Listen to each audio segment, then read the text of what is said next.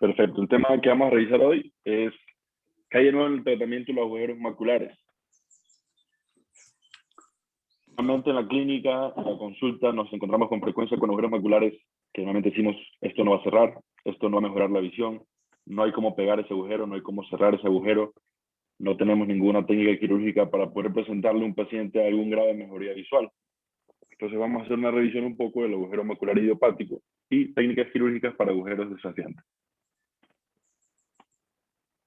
Como definición, el agujero macular idiopático se define como una disruptura o una discontinuidad de la retina neurosensorial localizada en el área foveal. Los pacientes suelen consultar por una escotoma central o metamorfopsis. No sé si se están viendo mis pantalla completa o se están viendo mis notas también. Se están viendo tus notas, pero no importa. Está bien. Entonces la pongo completa acá. Ahí está mejor. Sí. Primero hay que ver los diagnósticos diferenciales que tenemos para definir los cambios entre un agujero completo y un agujero macular lamelar. El agujero macular lamelar es una lesión macular por la abertura de un quiste macular central o edema macular cistoide y no suelen tener una apariencia redonda. Los pseudoagujeros son causados por la contracción de una membrana hiperretiniana y generan una configuración oval sobre la retina, generando en la visualización de la fundoscopía una imagen similar al agujero macular. El agujero macular traumático, por su parte, siempre va a ser secundario a un trauma y en gran cantidad de casos va a resolver de forma espontánea sin necesidad de realizar cirugía. Y el agujero macular miópico es un agujero en pacientes que tienen alta miopía, no suelen estar asociados a traumas, sino principalmente a un estafiloma posterior y presentan retinofisis. En estos agujeros el pronóstico visual suele ser malo. Para diferenciar los agujeros maculares, aquí tenemos una imagen basada en la imagen del fondo de ojo y una imagen de OCT. Vamos a diferenciar ambos. El que vamos a enfocarnos hoy principalmente es el agujero macular grande. En cuanto a epidemiología, ha variado mucho en el tiempo y se ha considerado que hay diferentes estudios que presentan diferentes patrones. Lo que sí se ha comprobado es que en las mujeres existe un mayor riesgo sin saber todavía la causa, entre 2 a 3 veces más de riesgo en pacientes de sexo femenino y sobre todo se presenta entre la 7ª y 8ª década de vida, acompañada claramente de un desprendimiento del vitrio que empieza sobre todo luego de los 50 años. Siempre que tengamos un paciente que tenga un agujero macular en un ojo, hay que estudiar el otro ojo porque del 7 al 12% de los pacientes pueden presentar un agujero contralateral o si es que no están en un agujero pueden presentar una contracción del vitrio generando una atracción vitrio-macular. Primero, antes de hablar un poco del agujero, hay que saber cuáles son las probables causas y esto va a depender mucho del vitrio. Entonces tenemos que conocer el vitrio, que además de ser una estructura compuesta de fibras, tiene 98% de agua, 2% de macromoléculas estructurales, colágeno tipo 2, glicosaminoglicanos, ácido hialurónico. En el nacimiento, los lugares principales de adhesión van a ser a la periferia, la base del vitrio, la hora serrata, el nervio óptico y la zona foveal. Son los 3 puntos de anclaje principal del vitrio en el cual poco a poco se van a ir desprendiendo de esto, generando diferentes complicaciones. Si se desprende el anillo del nervio óptico, formamos el anillo de Weiss, y si se desprende la mácula o genera tracción, puede generar un agujero macular. A su vez que en la periferia, un desprendimiento gradual puede generar desprendimiento de retina causado por un desgarre. En cuanto a la etiología, cuando hablamos primero de la configuración de la causa, la atracción vitromacular se va a definir como focal cuando el diámetro es menor a 500 micras y extensas cuando se tiene una mayor cantidad de espacio en la retina traccionada. Mientras mayor sea el espacio, el arrancamiento puede ser más grande, pero la fuerza de distribución va a ser menor. Entonces, cuando tenemos una adhesión focal, hay más riesgo de que esta desprenda o arranque una torsión de la retina. Para la clasificación, nos podemos análisis, entre esos el OCT, midiendo el tamaño en los bordes internos más cercanos, y también se puede realizar un diámetro de la parte inferior del agujero, definir si es que el paciente tiene o no tracción vitromacular y cuál es la causa del agujero. En cuanto al estadio 1, son caracterizados por la pérdida de la depresión foveal, una mancha en anillo o una mancha amarillenta. Realmente no son agujeros completos porque no se ha causado todavía un desprendimiento o arrancamiento. Generalmente duran pocas semanas y es difícil encontrar al paciente en este estadio porque no suele tener mucha sintomatología. La agudeza visual puede ser muy variable, de 5 a 20, y en estos momentos no se recomienda cirugía, dado que el 50% de los casos suelen resolver de forma espontánea, haciendo un arrancamiento del vitrio sin levantar ningún tejido neuroretinal. En el estadio 2 ya hablamos de agujeros, en este caso menores a 400 micras, membranas hiperretinianas son poco comunes, síntomas visuales, la principal es la metamorfopsia, y aumentan de tamaño de forma progresiva en el tiempo. En el estadio 3 ya presentamos agujeros de 200 micras o mayores, la agudeza visual va de 20-100 a 20-400. La del ojo se encuentra separada de la mácula y hay un opérculo flotante que podríamos utilizar en la OCT. Pueden haber membranas hiperretinianas y las membranas hiperretinianas suelen estar asociadas a un mayor aumento en el tamaño del agujero. Y por último, el estadio 4 son mayores a 400 micras, un anillo de Weiss suelto, completo, un arrancamiento completo del vitrio, membranas hiperretinianas más frecuentes, líquido subretiniano, edema en los bordes de la retina en el agujero macular, y la agudeza visual puede llegar hasta 20-400. Estos son los que principalmente consideramos más desafiantes en el momento de realizar la cirugía. Aquí hice una pequeña clasificación para dividirlo según la clasificación anatómica del OCT, pequeños menores a 250, y que recomendamos con una vitrectomía y un pelaje de la membrana hiperretiniana, si es que este existe. El pronóstico visual de cierre va a ser mayor al 95% con un gran resultado visual y anatómico. Cuando el agujero es mediano, entre 250 a 400 micras, un pelaje de la membrana hiperretiniana, sumado con un pelaje de la limitante interna, que en diferentes estudios muestran un pelaje central y en otros muestran un pelaje amplio, teniendo una mayor razón a liberar mayor tracción, un pelaje de la limitante que llega hasta las arcadas. Y en el caso de tener un agujero grande, o que ha sido refractario y que sea mayor a 400 micras y no la he podido cerrar con la primera cirugía, vamos a pensar en una vitrectomía, pelar la limitante interna, pelar la membrana hiperretiniana y buscar alguna técnica adicional de colocar algún tipo de sustancia, algún tipo de estructura anatómica, ya sea la retina o alguna otra parte del ojo o del cuerpo, para poder cerrar este agujero. Siempre que hablemos de la cirugía, hay diferentes formas de realizarla. No en todos los lados se realiza de la misma manera, no en todos lados se hace un único pelaje, no en todos lados se hace un doble pelaje, y no en todos los lados disponemos de la tinción que se puedan mostrar en la literatura. Aquí tenemos una comparación de las diferentes tinciones, teniendo la verde indocianina una gran afinidad para la limitante interna, una gran afinidad por la membrana hiperretiniana, el azul brillante siendo el reemplazo de la verde indocianina, teniendo una muy buena afinidad para la limitante interna, y el azul dual, que podríamos decir que es la tensión ideal, nos da una gran afinidad a la membrana hiperretiniana y la limitante interna. Cuando realizamos cirugía de agujero macular, también se han hablado de diferentes tendencias y qué le colocamos al paciente luego de la cirugía. Realmente, más que el gas que coloquemos, importa la duración de la burbuja de gas que tengamos en el paciente. Por lo menos una semana en la cual la burbuja logre tapar el área macular va a ser ideal para que el paciente pueda tener una evolución completamente satisfactoria. Sabiendo que el C3-F8 dura más tiempo, en algunos casos de agujeros más grandes se podría preferir, pero nuevamente con un SF6 sería una gran resolución para el paciente. En casos difíciles, en agujeros maculares muy grandes, o en pacientes que tengan alguna otra patología y no toleren el posicionamiento, el aceite de silicón puede ser una opción. En este caso, el inconveniente es que nos va a presentar o nos va a requerir realizar un segundo procedimiento para retirar el aceite. Entonces aquí hago un análisis.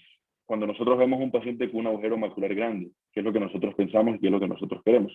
Cerrar el agujero porque pensamos que cerrando la anatomía mejoramos la visión, o únicamente el ego del cirujano de poder cerrar un agujero de 1200, de 1300, de 1100 micras, sin buscar una mejoría real en la visión. Las técnicas que vamos a presentar hoy van a mostrar cómo algunas sí mejoran visión y otras sacrifican mucho tejido retinal, o mucha técnica quirúrgica de mucho esfuerzo y mucho trauma, sin realmente tener ninguna mejoría que sea estadísticamente significativa, ni que sea clínicamente significativa para el paciente.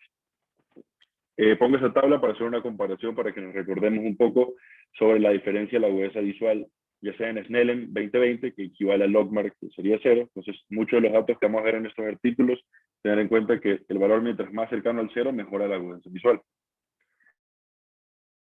Kelly y Wendell, cuando en 1991, probablemente gran mayoría de nosotros no habíamos ni siquiera nacido, reportaron el primer estudio para hacer un tratamiento del agujero macular idiopático. Ellos reportaron que pudieron cerrar 30 de 52 agujeros en pacientes con agujero macular idiopático, en los cuales se hizo una vitrectomía central, ya con técnicas modernas, y posteriormente se desprendió la base del vitrio, se desprendió el vitrio, se desprendió la vía labia del nervio óptico, y en el 22 de los 30 agujeros cerrados de la agudeza visual mostró una mejoría de las líneas, pero realmente el porcentaje de 58% era bastante bajo.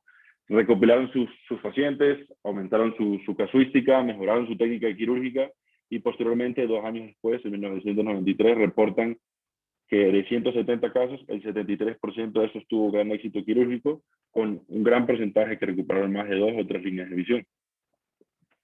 Pero primero, para definir qué es un agujero crónico, un agujero grande o los tipos de cierre del agujero, es muy importante revisar este artículo.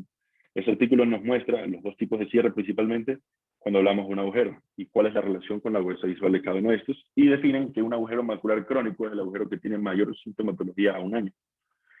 Esta es la primera de todos los reportes en los cuales se mostraba cuál es el cierre macular, el cierre anatómico en un agujero macular normal. En la imagen de la izquierda podemos ver que el agujero tipo 1 es el que cierra completamente y se forma una estructura anatómica focal normal.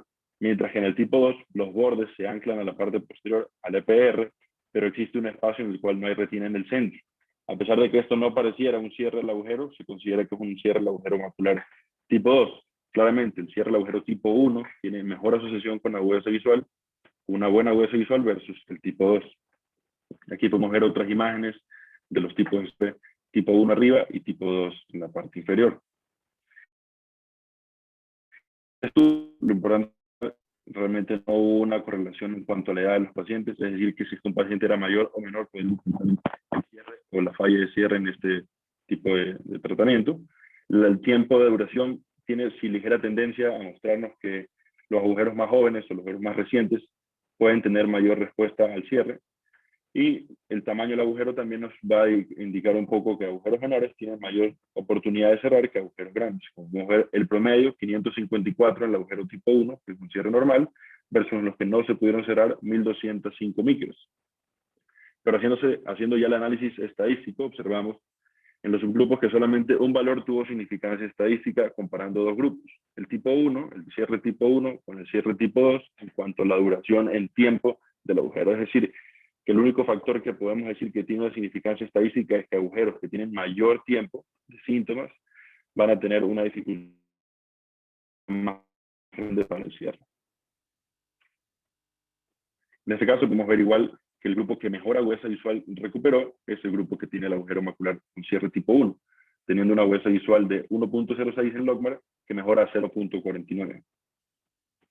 Muchos también han hablado que los pacientes no pueden tolerar la posición para luego de la cirugía, entonces se ha considerado realizar técnicas quirúrgicas en las cuales el paciente no necesita estar boca abajo en todo momento para la cirugía. Realmente lo que necesita el paciente es que la burbuja, dependiendo de la posición que él tenga, siempre logre tapar el área macular para que se mantenga el agujero en una buena presión del gas, manteniéndolo cerrado. En este estudio hacen la prueba y muestran diferentes análisis sobre la cirugía que se realiza en los pacientes, se les coloca gas y se las deja en posición de lectura de 3 a 5 días. No tiene que estar estrictamente boca abajo y luego de 3 a 5 días el paciente ya puede cambiar de posición. Se realizaron OCT para comprobar que el agujero esté cerrado y se dio un manejo normal con prednisolona en un paciente postoperado.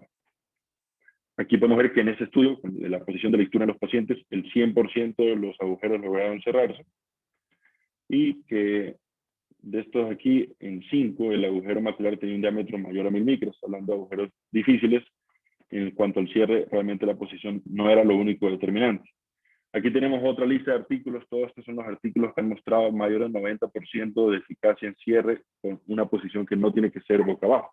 Entonces, diciendo que estrictamente no es necesario colocar al paciente boca abajo para tener un cierre oportuno. Pero ahora sí, hablando de las técnicas en agujeros desafiantes, han surgido varias. Realmente hay unas que suenan bastante descabelladas, mientras que otras sí suenan bastante lógicas, con bastante técnica y bastante pensamiento en el raciocinio de poder cerrar un agujero con diferentes técnicas. Entre esas vamos a ver que si existe el pelamiento de la membrana interna invertido, un flap libre de la membrana limitante interna, se puede trasplantar la cápsula cristalina, ya sea la anterior o la posterior, un trasplante de retina neurosensorial autóloga periférica, una retinotomía arqueada generando un desplazamiento de los bordes del agujero para cerrarlo, aplicar fluido subretiniano generando un desprendimiento localizado para posteriormente aplicar esa retina y cerrar el agujero, realizar la técnica del doble flap, membrana limitante más membrana peritoneana, utilizar suero autólogo, plaquetas, membrana amniótica o en agujeros maculares críticos de indentación macular. El primero que vamos a revisar es el flap de la limitante interna, en este caso el flap invertido. Consiste en colocar un pequeño remanente de la limitante interna adherida a los bordes del agujero. Mientras uno realiza el pelamiento de la limitante interna, uno no termina completamente de realizarlo y deja un borde anclado, dependiendo del lugar donde uno tenga la infusión, para luego hacer el intercambio de fluido aire, que este flap se logre peinar sobre el agujero, se mantiene el aire, después se y el flap va a ayudar al cierre del agujero macular. Esta fue una de las primeras técnicas y realmente esas son las técnicas que más estudio tienen para el análisis del agujero macular. Primeros artículos mostraban grupos heterogéneos, grupos bastante homogéneos para poder analizar y que tengamos una significancia estadística, pacientes 23 en cada uno, valores bastante similares en cuanto a la edad, el estado del cristalino, la agudeza visual preoperatoria y la causa del agujero. Aquí podemos ver una imagen, un agujero macular y posteriormente luego la cirugía, cómo se comporta en la OCT. En este caso podemos analizar ciertos factores. Los factores que tuvieron significancia estadística es que la agudeza visual en los pacientes luego de meses en el grupo del flap invertido mejoró con una significancia estadística con un valor P de 0,05. Podemos ver que en el grupo de solo se quitó la membrana limitante interna, hubo una mejoría a 0,70 en la agudeza visual a los 6 meses, mientras que en el grupo del flap invertido a 0,45. Otro factor que ha sido bastante relevante es ver cómo se comportaba la zona de los fotorreceptores y además la membrana limitante externa. Luego la cirugía y cuál de las dos técnicas podría generar una tendencia a recuperar o hacer que reaparezcan por lo menos en la OCT este tipo de estructuras que las asociaríamos con una mejor agudeza visual. Podemos ver que en el grupo del únicamente quitar la limitante interna, a los 6 meses, 4, es decir, el 17% apareció de nuevo en el OCT la membrana limitante externa, mientras que en el grupo del flap invertido en el 65% y la reconstrucción de la zona elipsoide apareció en el 52% versus el 9% en estos casos. ¿Cuál es la ciencia? ¿Cuál es el pensamiento realmente que el flap de la limitante podría generar algún beneficio para que las células de los fotorreceptores se pudieran estimular o volver a activarse? Es que cuando uno hace un flap de la limitante interna, se cree que gran cantidad de las células de Müller, que son las células que se encargan del transporte de la luz hacia los fotorreceptores, además de tener una función de anclaje y una función de sostén sobre la retina, pueden estimular estas células generando que se vuelva a repoblar, de cierta manera, la zona foveal generando una estructura anatómica más normal. Otro tipo de artículo que comparaba para los pacientes miopes, se demostró también que hubo mayor cantidad de cierre en los pacientes que tenían un agujero, una distancia antero-posterior del ojo de mayor a 26 milímetros, asociándolo con pacientes con patología miópica, y también que tenía un mejor comportamiento en el cierre en pacientes que tenían un agujero mayor a 400 micras, buscándolo como una buena opción, ambos con valores significativos. Existe también la técnica del flap de la membrana limitante interna libre. En este caso, en vez de mantenerlo en el borde anclado a este paciente, lo que se le hace es retirar por completo y luego se hace una técnica de colocación, ya sea con viscoelástico o con técnicas, únicamente solo con el intercambio de colocar el flap sobre el agujero macular.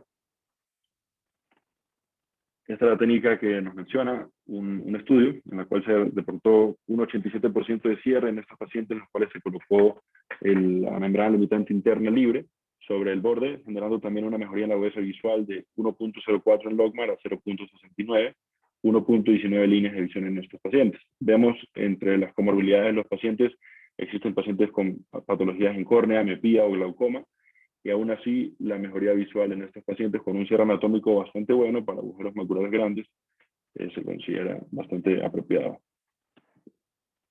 Aquí podemos ver una imagen de cómo se observa luego de hacer la técnica del flap libre, un agujero macular grande con bordes edematosos, y luego se puede observar claramente que hay un cierre tipo 1, a pesar de que la zona de los fotorreceptores realmente se ve bastante fibrótica.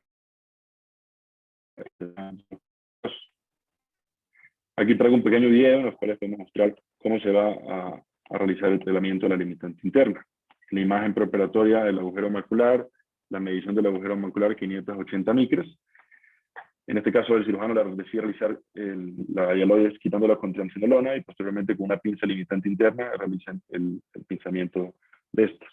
Una parte clave para darse cuenta, cuando uno solamente está quitando la limitante interna, suele parecer como en el video, uno la arranca por pedazos, no logra salir de forma homogénea, mientras que cuando uno agarra la membrana epirretiniana más la limitante interna, tiene una estructura un poco más compacta y la forma en la cual se retira va a ser diferente. Otra forma de saber de que estamos quitando la limitante interna es cuando se forman pequeñas hemorragias sobre la capa de fibras nerviosas. Eso nos indica también de que estamos quitando las capas correctas en estos casos. En este caso, como podemos ver, el cirujano retira su flap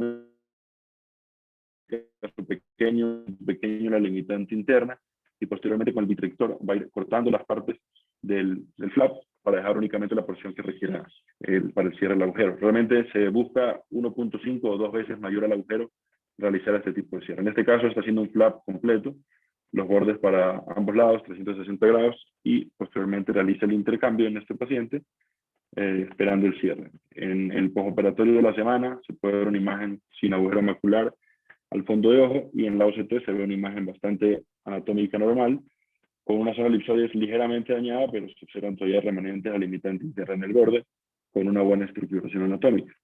Muchos de los que defienden este tipo de técnicas quirúrgicas mencionan de que luego del tiempo, inclusive 1 o 2, 3 años después de la cirugía, los pacientes pueden aún ganar más agudeza visual en el postoperatorio tardío.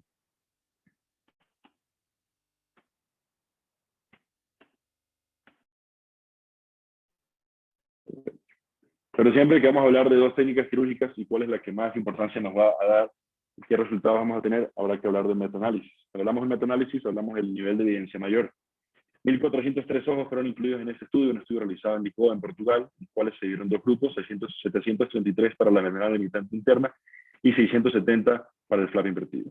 A su vez se dieron tres subgrupos para ver en cuál de uno de estos subgrupos había una mejor tendencia a la agudeza visual, o sea, miopes con desprendimiento de retina, miopes sin desprendimiento de retina, o un agujero macular idiopático grande.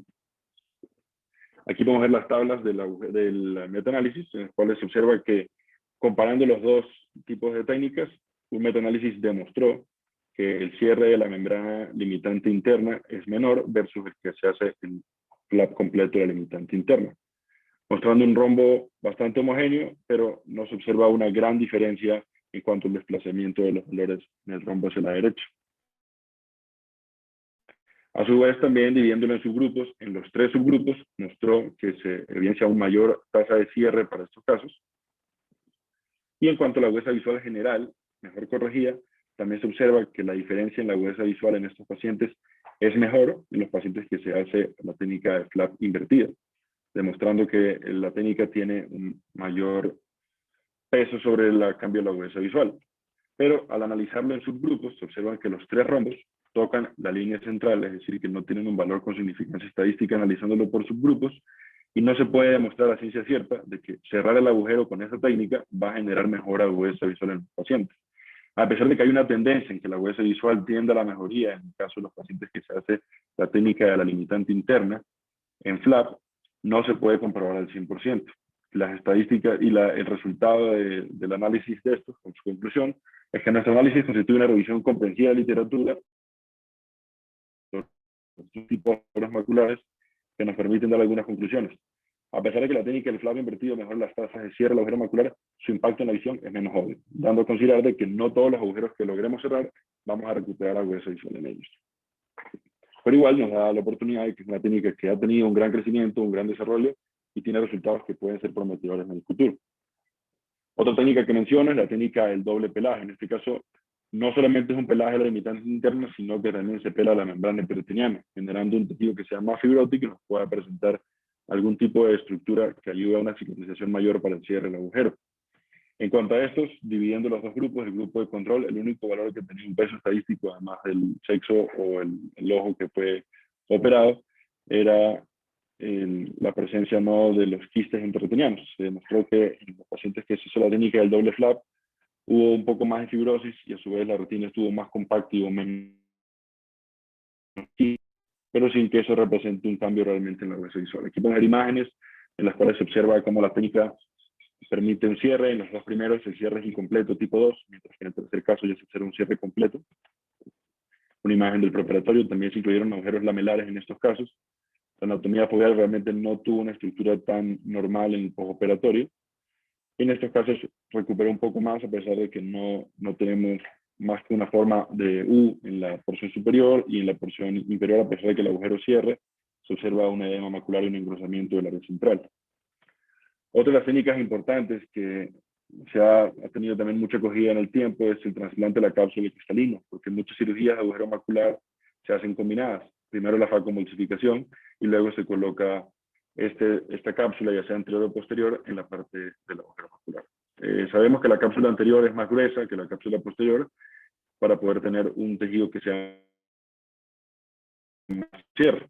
Estudios reportan mejoría de 2 líneas de visión en 14 a 20 pacientes en cirugías combinadas, en las cuales se preserva en solución salina al 0,125% con verde indosalina para posteriormente ser colocado, y la cápsula anterior tiene mayor gravedad específica que el flap de la limitante, por lo cual hay menos riesgo de dislocación.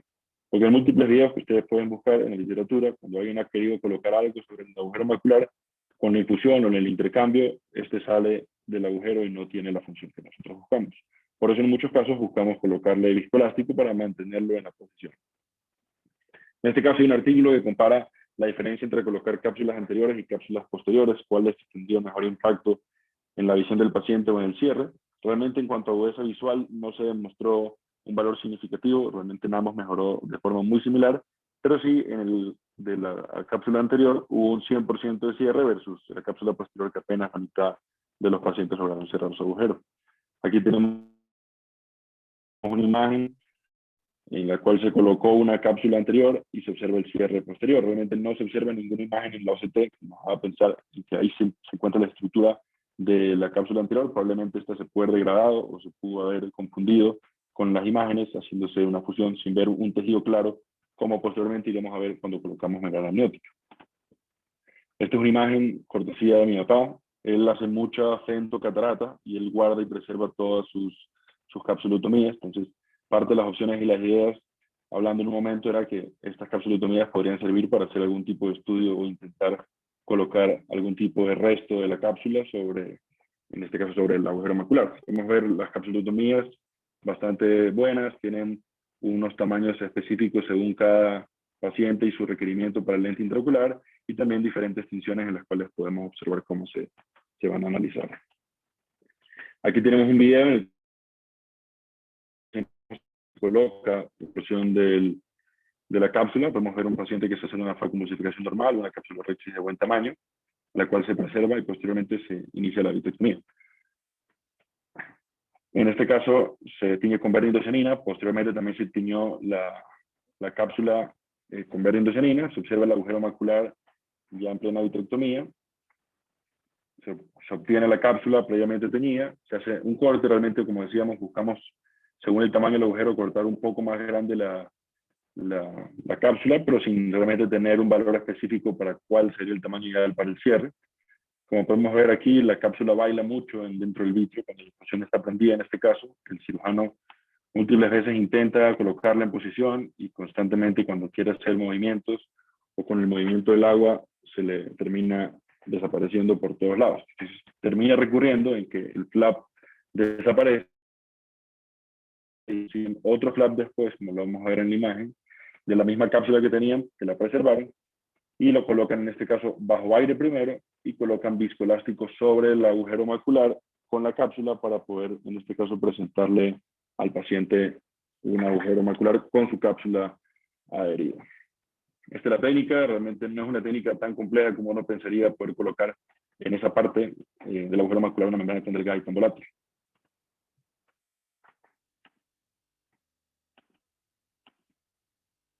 Otra de las opciones que ha surgido es el trasplante de la retina neurosensorial autóloga. Técnicamente, es una técnica inicialmente ideada para agujeros maculares refractarios que no tenían ninguna respuesta al cierre. La demarcación se realiza en la periferia con endoláser, el área que uno quiere trasplantar. Posteriormente se hace diaterma en los vasos circundantes y se hace unos cortes con unas tijeras verticales. El diámetro se busca que sea 0.5 mayor al del disco del agujero. Colocación bajo perfluoro y luego se llena la cavidad con aceite de silicón. Este es uno de los casos en los cuales el aceite de silicón va a tener una función mayor. Aquí podemos ver una imagen de un esquema. Primera parte se hace la demarcación con láser, posteriormente con tijera se corta, se hace el pelaje de la limitante interna, se coloca una gota de sangre del paciente, mencionan en el artículo, posteriormente se hace el corte completo, se coloca esta porción de retina de la periferia sobre la parte central, se coloca otra gota de sangre y se coloca viscoelástico para mantener al paciente ahí. Y se coloca el aceite de silicón. En este caso no hay una indicación del tiempo del aceite de silicón, son estudios que están iniciando. En este caso, algunos los dejaron 3 meses, otros sí un poco más de tiempo, mostrando estos resultados. 10 pacientes, en los cuales 9 de 10 cerraron el agujero y en algunos pacientes la agudeza visual mejoró, por ejemplo, de 20.000 a 20.130. En algunos pacientes no mejoría en la agudeza visual y mostramos con qué tipo de aditivo o adhesivo lo logramos colocar en la porción de retina. Viscoat y sangre fueron los dos componentes utilizados con mayor frecuencia y comparando también el tamaño del agujero. En algunos casos se observan agudezas visuales bastante buenas, como en el caso número 6, que mejora de 20.000 a 20.100 en el paciente, teniendo como una técnica prometedora. ¿Cómo se ve la imagen? Aquí está la imagen de la periferia en la cual se hizo la extracción de la retina neurosensorial de la periferia para colocar sobre el agujero macular se observa bastante grande, con bordes edematosos. Posteriormente se coloca en la primera semana del postoperatorio, se observa cómo la retina se va a plegar, se observa en este caso una retina montada sobre la otra y posteriormente durante las semanas del postoperatorio se van ampliando los tejidos y se va acomodando el tejido retinal nuevo que se coloca en estos casos. Posteriormente en la figura E, ya a los 3 meses se realiza un OCT bajo silicón y se observa cómo se comporta la retina. Realmente no tiene una estructura anatómica de una joya normal, pero se ven estructuras retinales bastante conocidas a la OCT que uno podría pensar en algún tipo de disrupción si no supiéramos de qué es lo que se ha colocado en este caso. Otra imagen también mostrando el agujero en el pre, en la figura A y en la H en la figura cuando ya está el agujero cerrado, el seguimiento en el postoperatorio con OCT. La membrana hiperreflectiva que se ve en algunos es cuando tenía el silicón el paciente, en la imagen G ya no tiene silicón, por eso no se ve esa línea hiperreflectiva, y ese es el resultado final en los pacientes, algunos presentando una muy buena agudeza visual. Otro de los artículos de los estudios que me pareció más sorprendente fue la retinotomía arqueada realizada por el doctor Calzada y el doctor Charles en Estados Unidos. Para agujeros maculares muy grandes buscaron también la forma de ver cómo podían pegar esa retina. Hay muchos videos también que se muestran en los cuales hace un masaje retinal extenso, en los cuales no sabemos cuál es la repercusión posterior que va a tener esas células y esas neuronas en la retina, pero probablemente no son buenas. Ellos realizan una retinotomía en 6 pacientes, en los cuales mostraron que 3 de estos 6 mejoraron la agudeza visual y 5 de los 6 lograron cerrar su agujero. En este caso, mediante una incisión de 25G, se realiza una separación de las fibras nerviosas. Utilizando la cánula de punta suave, se desplaza la retina hacia la porción del nervio óptico. Para reducir el tamaño del agujero, se realiza el intercambio, se coloca gas, y los resultados en estos pacientes realmente no son tan prometedores. Por eso la técnica quirúrgica no tuvo un desarrollo mayor. Podemos ver que algunos pacientes mantuvieron su visión de cuentadedos y algunos pacientes que tenían visión de 20/80 mejoraron a 20/40. Lo que mencionaban como una tendencia era que mientras el paciente tuviera una mejor agudeza visual en el preoperatorio, la agudeza visual en el postoperatorio podría tener una mayor ganancia. Otra técnica bastante novedosa es la técnica de generar un desprendimiento de retina sectorial en la zona para poder acercar a su vez este tejido macular que está separado. Se busca crear un desprendimiento de retina serosa inyectando una solución salina balanceada mediante una cánula de 41G. Se van a realizar 3 funciones alrededor del agujero, en las cuales se va a colocar líquido por debajo de la retina, generando un desplazamiento lento y progresivo hacia la mácula, en la cual todos los bordes estén separados y posteriormente se puedan aplicar. Se realiza un masaje del tejido evitando el haz papilomacular hasta evidenciar un cierre horizontal del agujero y con un forceps se aproximan los extremos temporales. Se coloca C3-F8, que va a tener mayor tiempo, generando una mayor presión sobre esta retina y un mejor posicionamiento, y se coloca al paciente una semana boca abajo. Realmente en cuanto a esto no existen artículos grandes, únicamente reportes de casos y una serie de 4 casos que la vamos a revisar. En este caso podemos ver el caso de un paciente del cual se realizaron previamente 2 cirugías vitreoretinianas para cierre de agujero macular fallidas. Posteriormente se realiza esa técnica y se realiza un examen de OCT a los 5 días. La agudeza visual de este paciente mejoró hasta 20/200 a las 4 semanas del postoperatorio, iniciando con una visión de movimiento manos. Esta es la imagen del video promocional del realiza la cirugía. Vamos a ver cómo funciona la técnica en estos casos. Para agujeros grandes, se realiza la vitrectomía completa, se quita el vitrio, se quita la atracción que puede estar generando el resto, se quita la limitante interna, y lo que buscamos normalmente en la cirugía es al colocar gas, la retina se va a expandir y vamos a poder cerrar esta porción. El 95% de los casos van a tener un buen cierre del agujero macular, pero mientras más grande es el agujero, este porcentaje va a empezar a bajar como vemos en la imagen. Pero ¿qué hacer cuando tenemos agujeros grandes? El epitelio pigmentario está pegado en la retina en estos casos Nosotros lo que vamos a buscar es separar esta retina neurosensorial del epitelio pigmentario de la retina para poder acercar los bordes y generar un cierre completo. Aquí vamos a ver cómo se colocan mediante una cánula de 41G líquido subretiniano para poder en el paciente permitir un buen cierre. Primero se coloca viscoelástico en la parte central del agujero para mantener los bordes pegados y que no se genere el desprendimiento inmediato. Posteriormente se coloca la solución y se desplaza el bolón de viscoelástico hacia el nervio óptico, se aspira y posteriormente se continúa separando la retina hasta generar completamente el desprendimiento de la porción central, para posteriormente, luego de masaje y técnicas de extracción de ese fluido que ya generó el desprendimiento de la retina, poder acercar los bordes de la retina. Realmente en qué agujeros o qué tanto uno podría acercarlo realmente no se sabe todavía. Son estudios que están recientemente surgiendo y han tenido en algunos casos buena evolución de la huesa visual en sus pacientes. Ellos muestran aquí el caso inicial, el caso primero, un paciente con 1444 micras. Posteriormente, este paciente muestra un cierre anatómico normal. Otro estudio con la misma técnica muestra 4 pacientes, en los cuales la huesa visual, en gran mayoría de estos, logró hasta 20-40, con una muy buena evolución. Se observan las imágenes de inyección del líquido subretiniano, posteriormente el masaje, la pinza limitante, y se coloca el cierre y se realiza el cierre del agujero.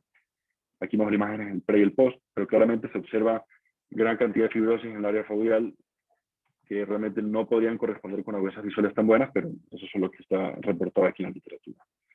Ya uno de los últimos artículos que les traigo es el cierre con la membrana amniótica en estos pacientes.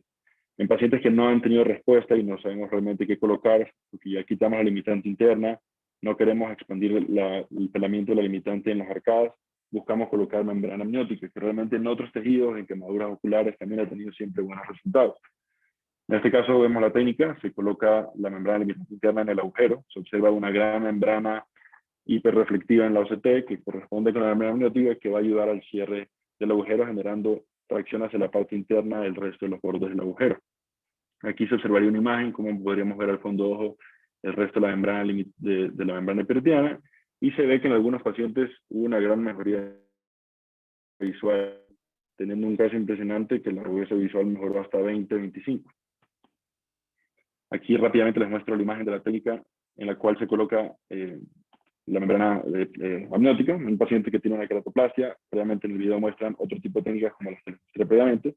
Se coloca la membrana amniótica, también se realiza en este caso con la infusión, pero se coloca viscoelástico inmediatamente. El agujero es bastante grande y los bordes quedan completamente cubiertos. Se realiza el intercambio, se mantiene la visualización de que la membrana amniótica se mantenga en el centro y se observa un cierre anatómico bastante comparado con la normalidad. Por último, la última revisión en agujeros maculares grandes, el doctor Borja en el IMO, en Barcelona, ha desarrollado una técnica en la cual se coloca un implante que va por la parte posterior del ojo, generando un acercamiento, un afrontamiento del borde posterior a la parte central, de esta manera cortando un poco el estafiloma posterior y poder acercar un poco más los bordes, que es el problema en los miopas, la retina se vuelve muy profunda y muy alargada, en los cuales han tenido resultados prometedores, pero realmente no hay ningún artículo que nos muestre a ciencia cierta cuál es el resultado visual de nuestros pacientes.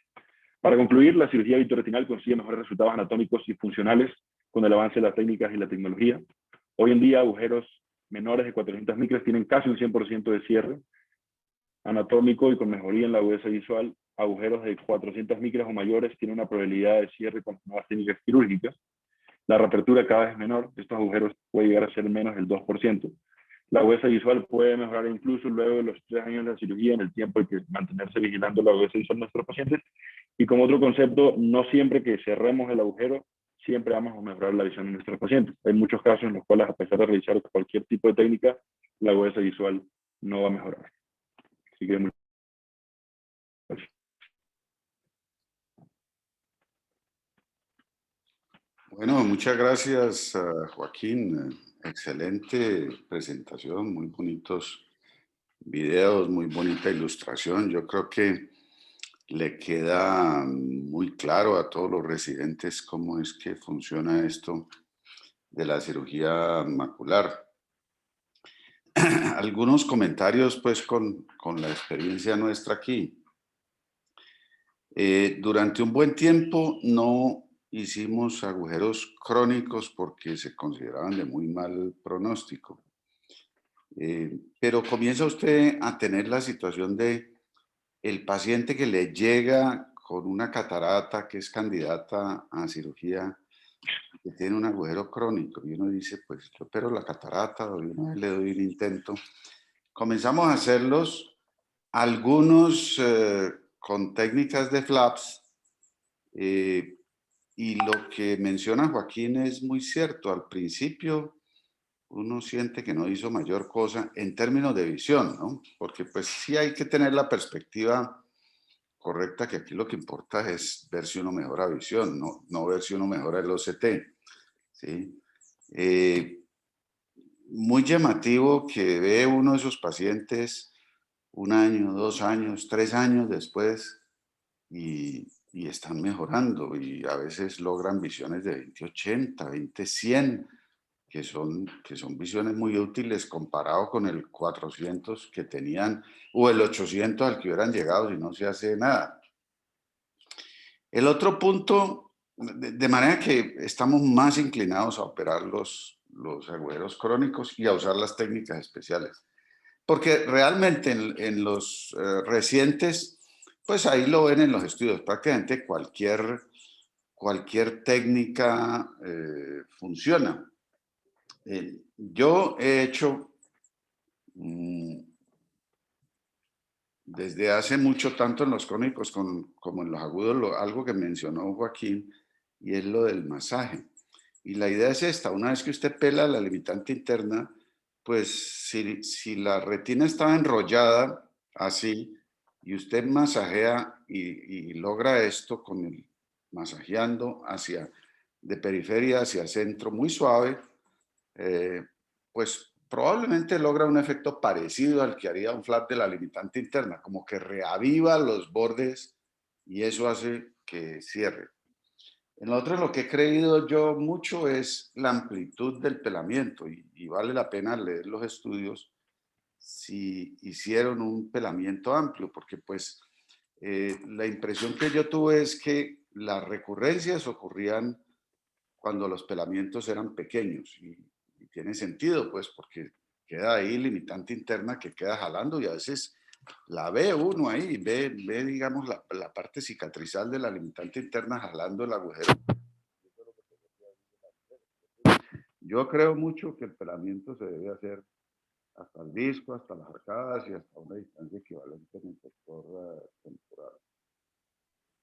Otro aspecto que mencionó Joaquín, y que es bueno que se disemine, es que no es necesario la posición estricta boca abajo, y no es necesario esos tiempos tan largos.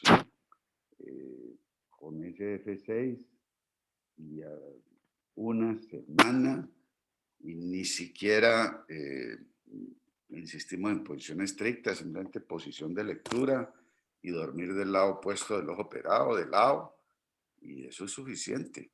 Entonces, someter a los pacientes a esas torturas, en una época me costó a mí mucho trabajo de que no les dijeran en cirugía un bamba al pecho, porque había unos cirujanos que le decían mentón al pecho, y de ahí no se quita, ni siquiera acostado, lo cual es un absurdo, pues. Entonces el paciente acostado con el mentón al pecho se está mirando sus pies, no está mirando el piso, ¿no? Eso no es necesario, y eso sí está requete demostrado, que no hay necesidad de someter a los pacientes a ese nivel de tortura que es terrible. Donde sí creo yo mucho en los flaps de la limitante, aunque la experiencia ha sido relativamente poca, es en los PITs del nervio óptico con desprendimiento de retina. Si uno hace la cirugía y hace el pelamiento, pues lo hemos hecho combinado con pegante autólogo, que no es otra cosa pues que sangre centrifugada. Es poner el pegante en el PIT y hacer el levantamiento y dejar la membrana tapando el nervio óptico. Ahí he creído, porque hemos hecho casos recurrentes, de desprendimientos recurrentes, que después de hacer esa técnica funciona. Y finalmente el otro comentario es sobre los dobles y triples pelamientos. Hay pacientes en donde usted cree que hay un desprendimiento vitroposterior y en realidad la hialoides posterior está allí todavía. Entonces usted pela la hialoides y luego encuentra una membrana epirretinal, entonces usted pela la membrana y luego tiñe y encuentra la limitante interna y entonces pela la membrana. Entonces es un triple pelamiento que definitivamente hace el milagro.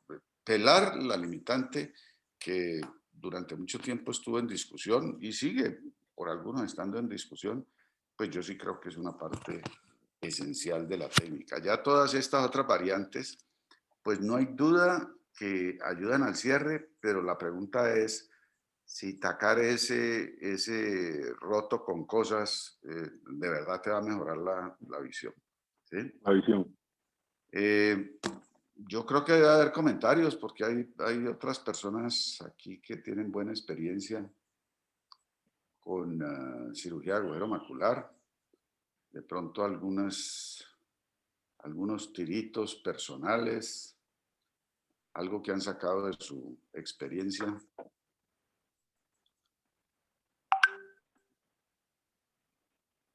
Pero estuvo muy bien, yo creo que estuvo muy bien ilustrado. Doctor, buenos días.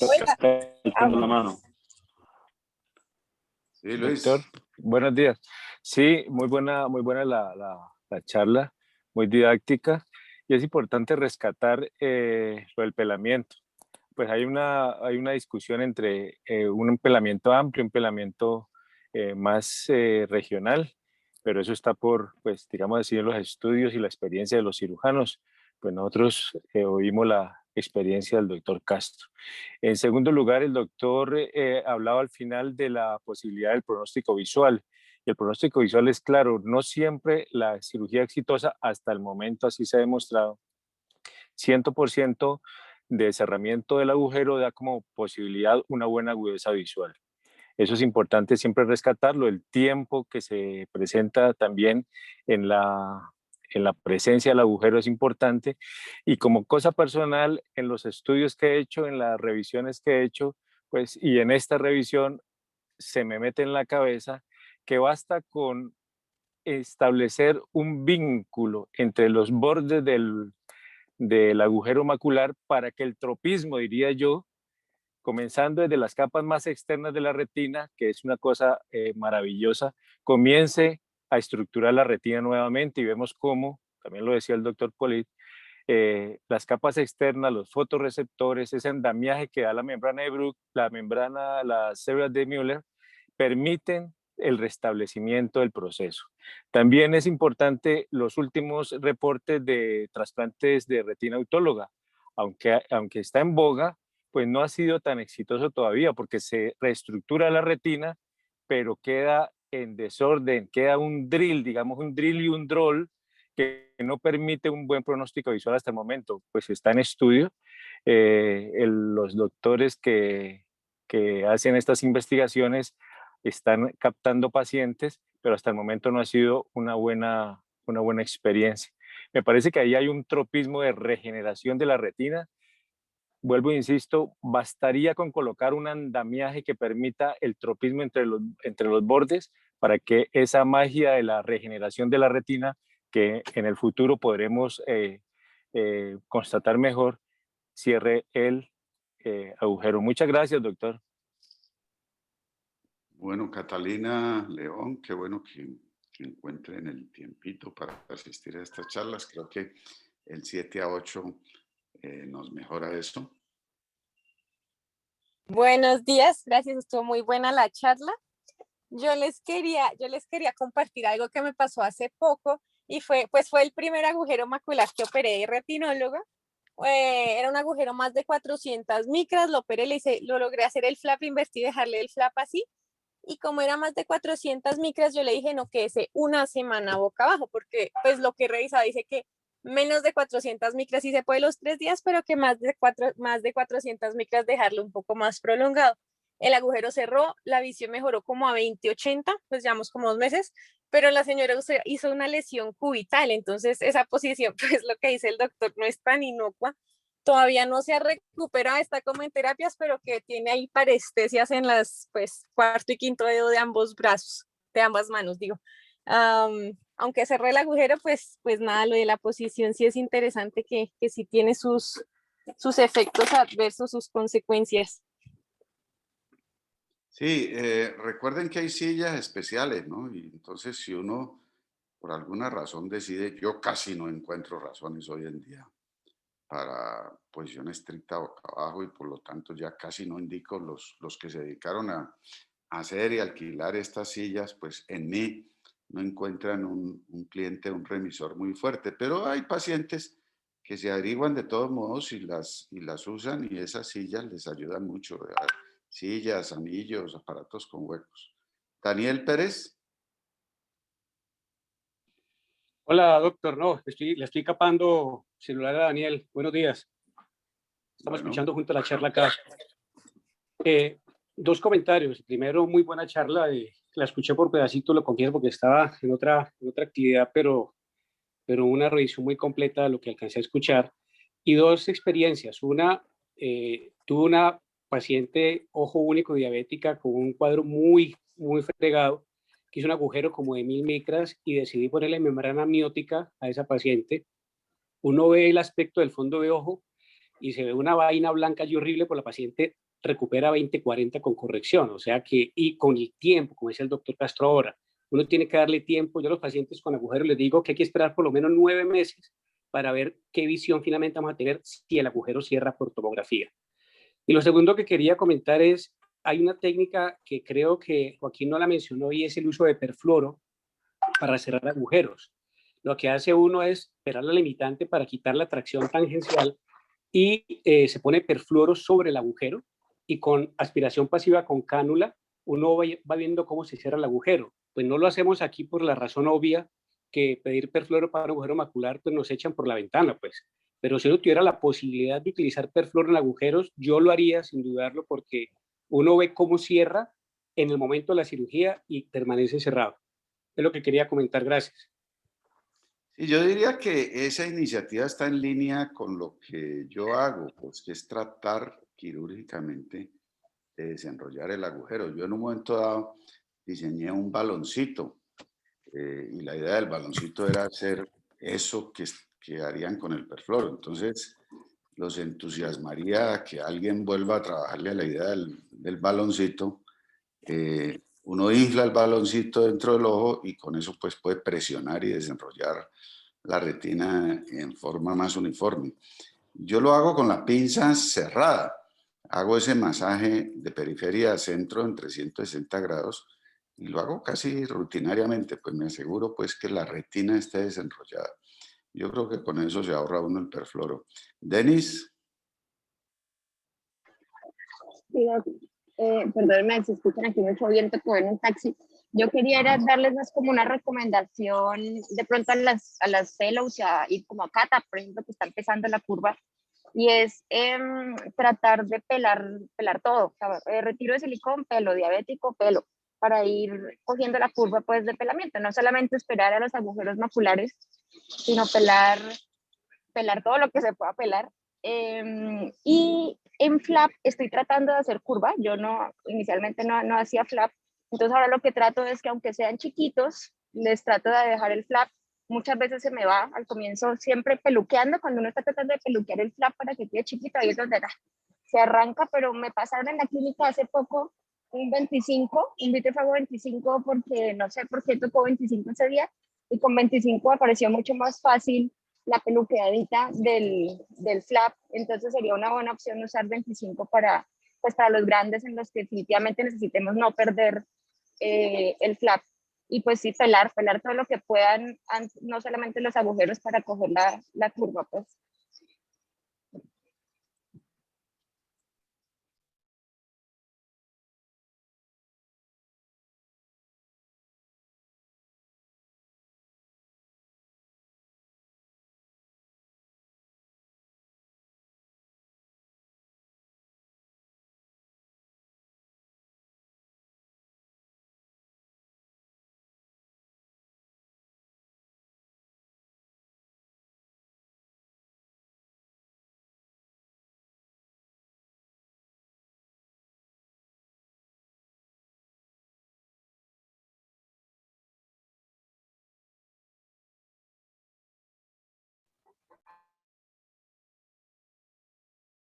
No se escucha.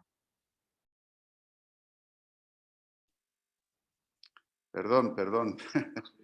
Sí, el pelar no solo pues para mover la mano, sino para beneficio del paciente. En la retinopatía diabética, con mucha frecuencia, los pacientes hacen edema macular y retracción de la limitante interna o póker macular después de cirugías. Entonces, pelar la limitante en diabéticos es clave.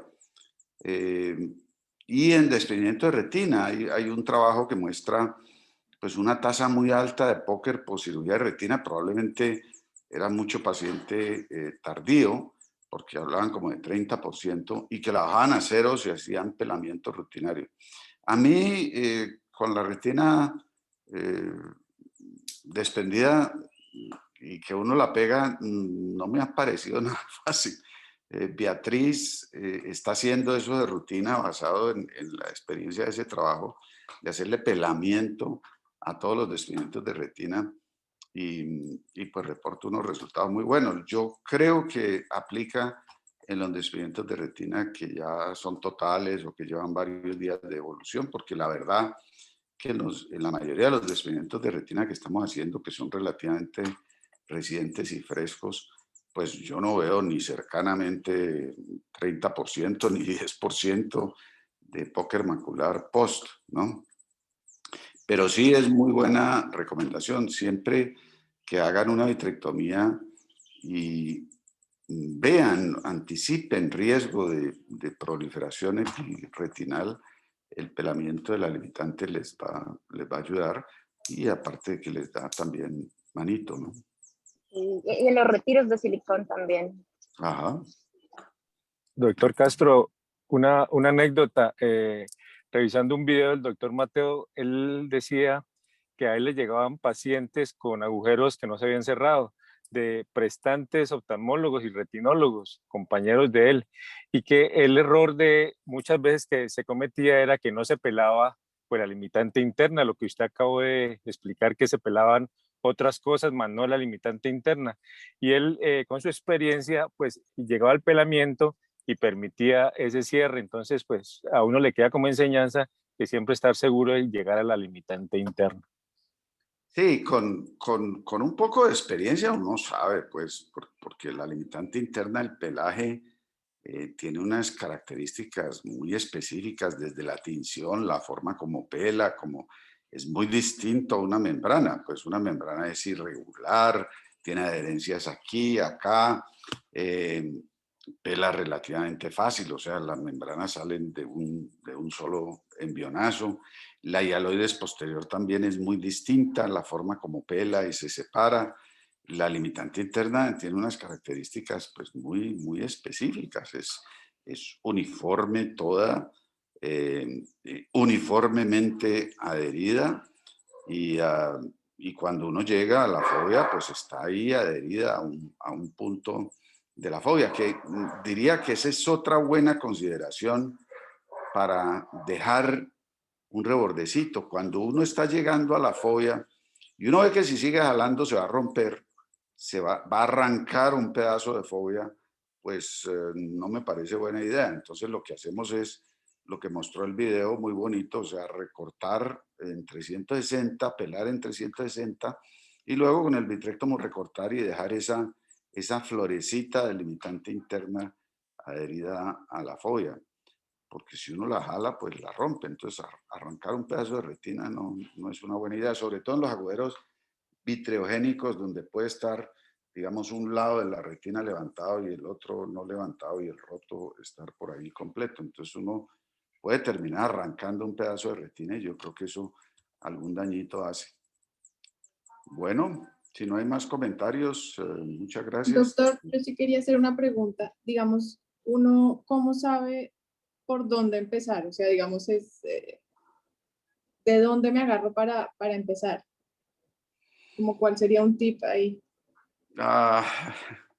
Yo diría que, a ver,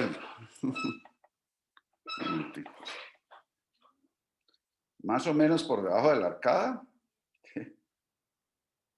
alejado de la mácula, alejado de aquí de la mácula, yo me voy hacia acá, y donde le queda a usted como más cómodo, más fácil, y entonces hay el finés con el cual usted puede raspar la retina y generar el flapcito, pero la mayoría hemos optado con las pinzas tan buenas que hay hoy en día a pegar ahí un pellizquito. Si el pellizco lo pega profundo, pues entonces se da cuenta que está agarrando retina. Si lo pega un poquito más superficial, pues logra ver el contraste entre limitante y retina. Y de ahí, una vez que ya tiene un hueco, pues es más fácil seguir los planos. Hay limitantes que uno las levanta y se viene casi toda uniforme, y hay limitantes que es pura arranquectomía, pedacito tras pedacito, porque está toda muy adherida y se desbarata muy fácil, ¿no? Entonces hay pelamientos muy rápidos y muy fáciles, que son los que usualmente muestran en los videos, porque se ven muy, muy artísticos, muy bonitos, pero hay pelamientos largos y difíciles, porque se va desbaratando la limitante, y hay pelamientos que son muy limpios, no sangran casi, y hay pelamientos que sangran mucho. Todo depende de la adherencia de la limitante. Y eso pues seguramente es lo que lleva a muchos cirujanos a que ya peleé alrededor de la mácula, me voy, no lucho más con esto. A mí no me parece, a mí la parte que más me demora es completar el pelamiento, y me demoro en los pelamientos. Para mí es una cirugía que toma un tiempito, porque me aseguro de que el pelamiento llegue a pues todo el polo posterior esté pelado. Y la verdad, pues no hemos hecho revisión, la hicimos en alguna época al principio, en los 90s, hicimos una revisión de resultados, y en esa época pues yo sé que los pelamientos no eran tan buenos, o sea, fallábamos mucho, pero yo diría que en épocas recientes, en los últimos 10, 15 años, es muy, muy raro, o sea, debemos andar 95, 98, como publican los estudios, porque es muy raro que no cierre un agujero, excepto de ahí a los miopes altos, que sí son otro paseo, eso es mucho más difícil. Los miopes altos con estafiloma posterior y en donde el agujero es el causante del desprendimiento de retina, ese es otro cuento. Con frecuencia terminamos haciendo, dejando silicón, haciendo láser, o ahí es donde pueden aplicar todas estas otras técnicas de trasplantes y cosas raras, materiales, pues para tratar de cerrar el agujero. Pero ahí sí es indiscutible el valor, porque es cerrar un agujero para que se pegue la retina. Estos pacientes, a pesar de que tienen un estafiloma posterior grandote y atrofia pigmentaria completa, la diferencia entre tener la retina en el estafiloma pegada o separada es grande en visión. Uno le logra pegar esa retina y el agujero macular puede ser grandote. Inclusive le puso láser a la mácula y el paciente pues se defiende mucho mejor en los rangos de los 400 cuentadedos, pero se defiende mucho mejor que cuando está toda la retina despegada. ¿Ok? Todo el polo posterior despegado. Bueno. ¿Cuándo no operar un agujero, doctor? Pues eso era lo que decía al principio, se volvió, pues yo diría que un pseudofaco que tiene todas las características de viejo: diámetro grande, largo tiempo de evolución, retina atrófica, paciente ya de mucha edad, yo diría que no se justifica. Y pues eso es lo que hago de rutina. Pero a mí me entra mucho la duda es cuando me viene el paciente con catarata, y la catarata, hay indicación para operar la catarata. Yo digo, le opero la catarata y no le hago nada más, le dejo eso allá atrás, pues ya que lo voy a entrar a cirugía, le agrego un poco más de cirugía y le doy la oportunidad. Y esos son los casos que me han sorprendido, pues porque pues antes decíamos no vale la pena, y me ha sorprendido ver a los pacientes 3 años después, 4 años, 5, Y ese es un ojo funcional, y si era el ojo único, le está ayudando y le está sirviendo mucho, ¿no? Con un 80, con un 100. ¿Sí? Entonces, no me parece fácil, pero le diría que agujeros muy grandes, de muy mal pronóstico, con mucha atrofia, pacientes de mucha edad, no sometan pues a un pobre viejito, y si el otro ojo está bueno, pues no se justifica someterlo pues a la tortura de la cirugía, pues aunque no sea tanta, no se justifica. Ok. Muchas gracias. Hasta Muchas luego. gracias. Gracias. Gracias, Doc. Gracias.